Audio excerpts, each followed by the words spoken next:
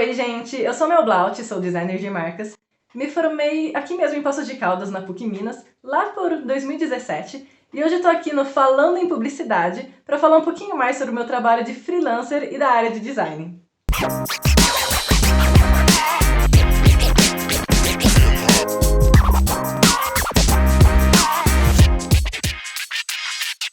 Antes de entrar na publicidade e propaganda, eu não sabia muito bem o que fazia um publicitário. Eu gostaria de fazer história, na verdade, mas acabei em publicidade meio que de paraquedas. E eu acreditava que era só fazer aquelas campanhas que a gente assiste na televisão, propagandinha de TV, mas eu acabei chegando em um mundo cheio de possibilidades, com várias áreas que eu poderia explorar e conhecer melhor. Eu acabei me dando melhor com a parte de criação. E antes de me formar, eu já tinha conseguido um emprego como diretora de arte em uma agência de social media. Então eu criava os posts que eles iam postar em Facebook ou Instagram e outras redes sociais dos clientes. Eu pensava que essa seria a profissão da minha vida. Até que um dia eu topei com um curso sobre identidade visual, ou seja, a carinha das empresas, toda essa expressão visual que as empresas têm, e só por desencargo fui lá e fiz o curso. E acabei me apaixonando, e hoje eu sou designer de marcas por conta desse curso. Ainda trabalhando para agências, eu já estava pensando em ser freelancer porque eu poderia ganhar mais e crescer profissionalmente como eu gostaria. Uma coisa que eu acredito que eu não conseguiria fazer muito bem estando dentro da agência e respondendo a outras pessoas ou tendo clientes de outras pessoas. Eu gostaria de escolher os clientes com quem eu queria trabalhar. Então eu saí da agência e abri a minha própria microempresa, virei uma microempreendedora individual e hoje eu tenho os meus próprios clientes vivendo como freelancer. Nós designers temos uma plataforma muito legal que a gente pode usar, chama Behance.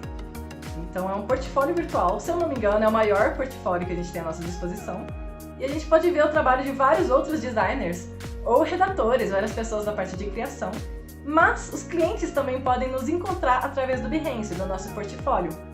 Então ele tem subdivisões muito legais lá dentro. Eu gosto de usar a divisão de marcas. Então sempre que eu vou procurar alguma coisa eu coloco lá marcas. E eu sei que os meus possíveis clientes, eles fazem isso também. Eles entram nesse Behance, pesquisam lá marcas e alguma coisa sobre o segmento deles. Então eu já tive alguns pedidos de orçamento do segmento de joalheria, porque eu já tinha feito outros trabalhos para esse segmento. E a gente pode colocar hashtags também. E a pessoa nos encontra para essas tags. Também eu gosto de usar muito o Instagram. Ele é um pouquinho diferente de um portfólio. Claro, a gente pode usar como portfólio, mas eu acho que a principal diferença deles é que a gente também pode mostrar o nosso dia a dia ou ter uma interação muito mais legal que o Behance não nos proporciona com as pessoas que nos seguem. E alguns clientes também acabam batendo por lá e pedindo um orçamento. Antes de me especializar, eu não tinha uma maneira muito boa de precificar os meus trabalhos, mas depois que eu me especializei com esse curso de identidade visual, eu aprendi a precificar melhor, estabeleci um preço base para uma identidade visual e a partir das coisas que o cliente quer em cima disso, eu vou aumentando esse preço.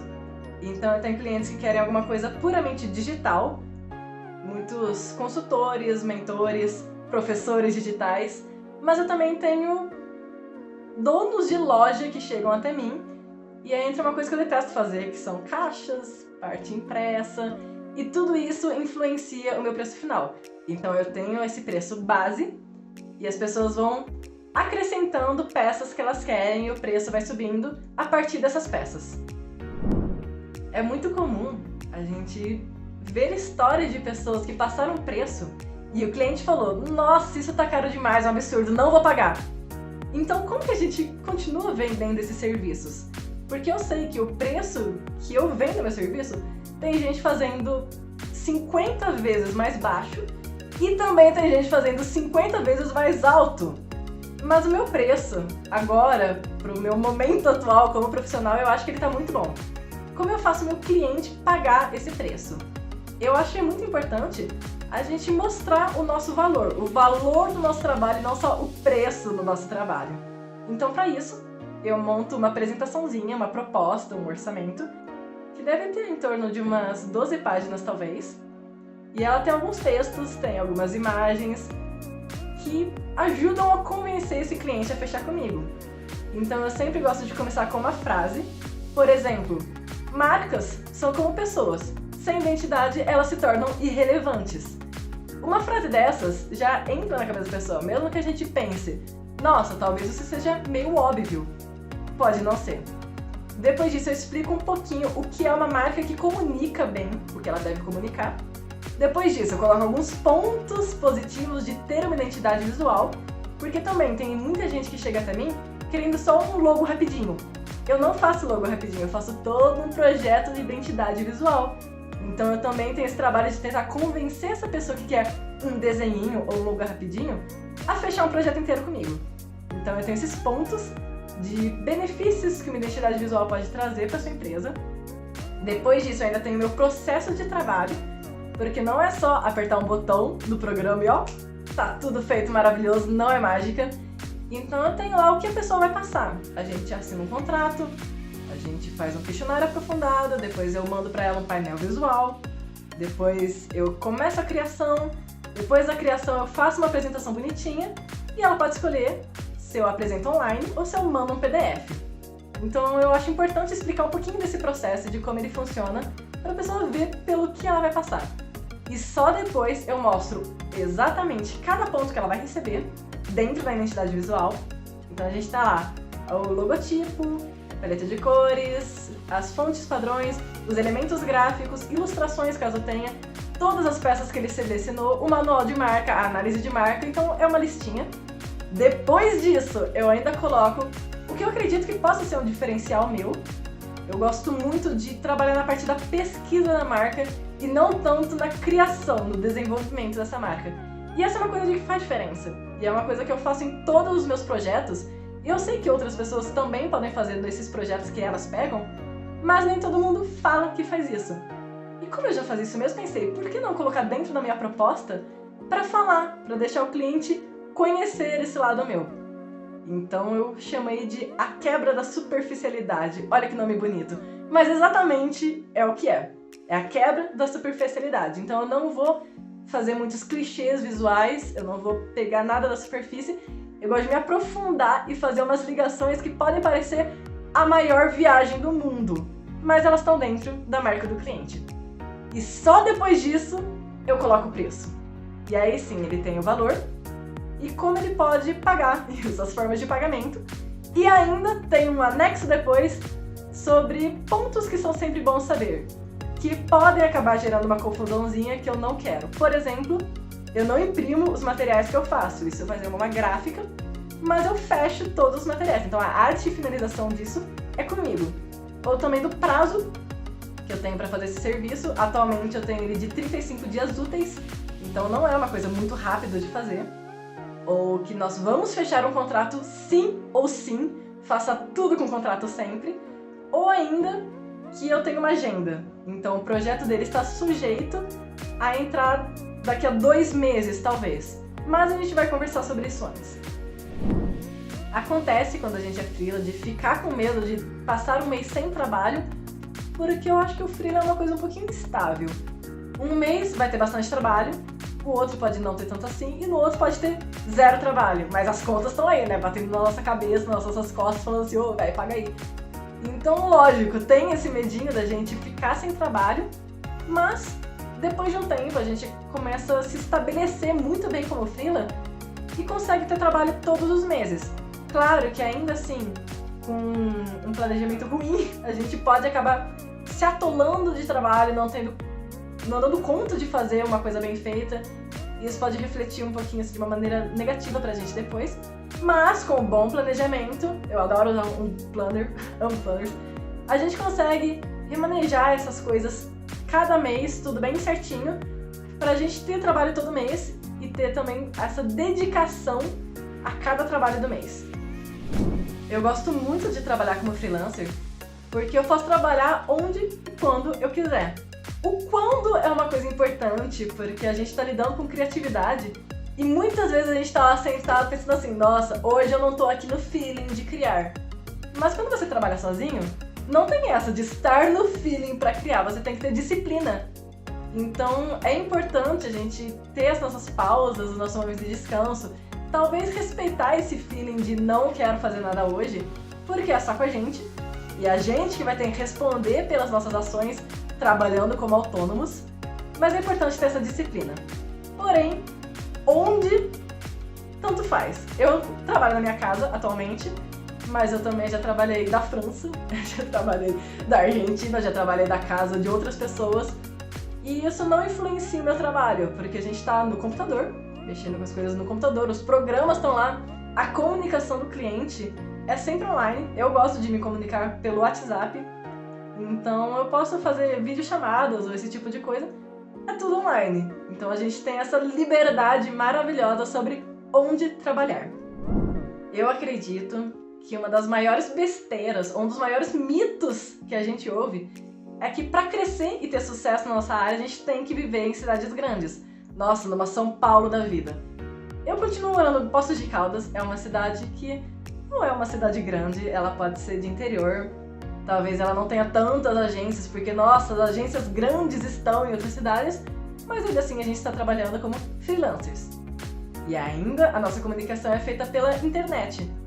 Então a gente não tem esses limites geográficos pra gente crescer. Pô, o Instagram tá aí. Olha, os portfólios virtuais, olha várias outras coisas. Por exemplo, um canal no YouTube. Ou, não sei, a rede que você preferir. Ela independe da cidade que você está. Então, se você trabalha como autônomo, não tem essa de, nossa, eu só vou conseguir clientes morando em São Paulo. Porque os seus clientes, eles podem ser do mundo todo. Então, não tem como você ter que morar em uma cidade para conseguir um cliente da Itália. Isso não vai acontecer. Claro, você pode querer focar em clientes da cidade que você está. Mas ainda assim, eu posso pegar vários clientes de São Paulo, como eu já peguei, morando em Poços de Caldas. Não tem problema algum. A única coisa que vai te limitar nesse ponto é a sua vontade de mostrar os seus trabalhos e a sua falta de disciplina. Porque é muito importante a gente mostrar o que a gente faz. Ninguém tem bola de cristal para descobrir que eu, Mel Blaut, estou sentada aqui na minha casa em Poços de Caldas e posso pegar o seu trabalho de você que está aí nos Estados Unidos.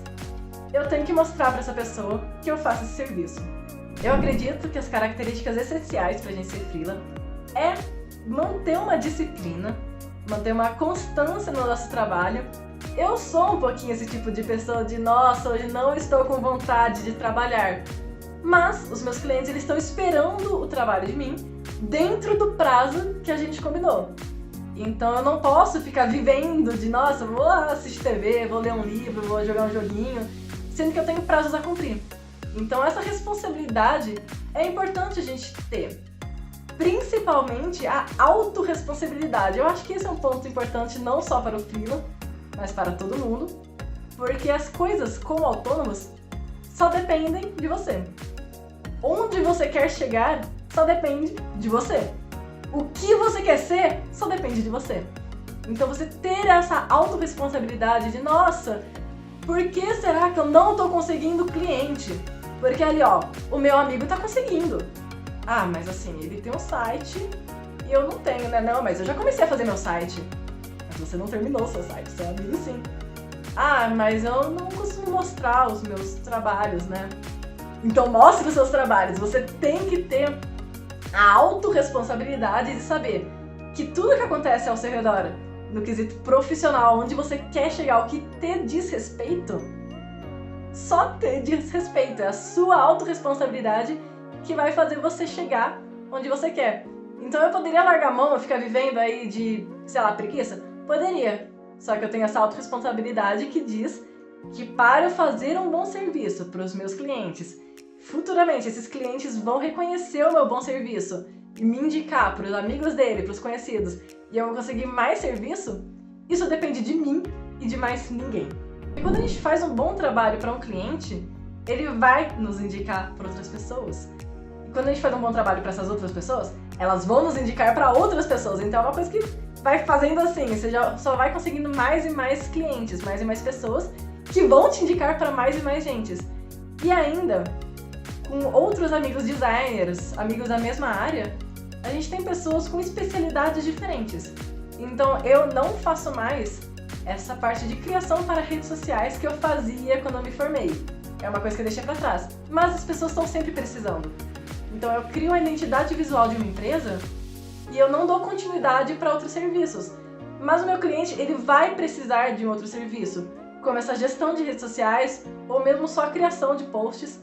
Então eu tenho pessoas que já entraram em contato comigo para falar e fazer esse tipo de coisa, eu guardo o contato dessa galera e mando o número delas pro meu cliente. Falo assim, então, ó, conversa aqui com esse aqui que eu sei que ele faz. Então eu sei gente que só faz embalagens. Eu não gosto de fazer isso.